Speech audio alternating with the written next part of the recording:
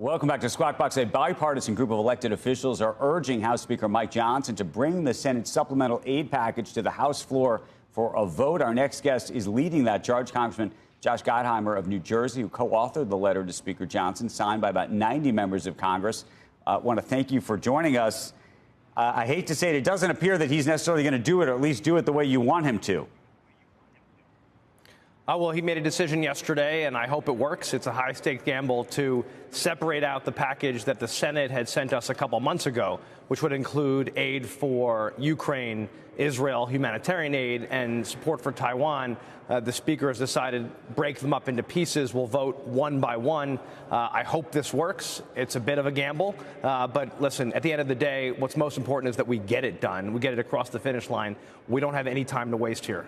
So let's talk about what does appear to be a gamble. It's also a gamble for his speakership to some degree. First of all, could you imagine the Democrats trying to push him out at this point, or no? I think what the Democrats are focused on is, can we get this package done? And, not putting the cart before the horse here. We've actually got to see if he can get this across the finish line.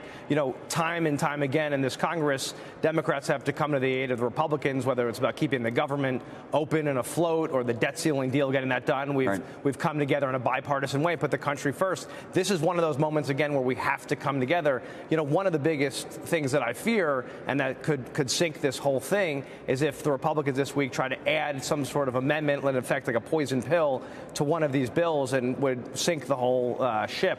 So the key here is now just trying to come together, get this done. Can you speak to technically how this happens, since there are these multiple bills, but then they want to recombine the bills, from what I understand, potentially, how this would all work? Exactly.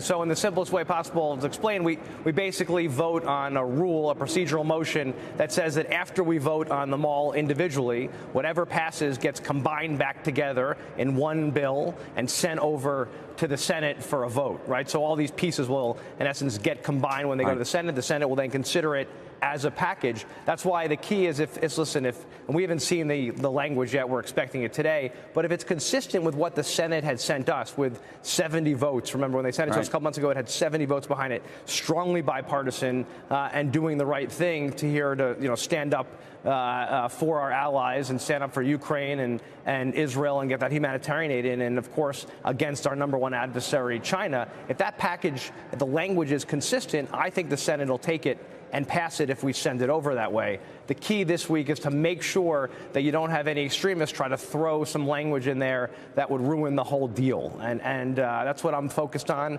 And is your sense that together to try to get is your sense that the Israel package passes, but potentially Ukraine or Taiwan does not? How do you handicap the various packages?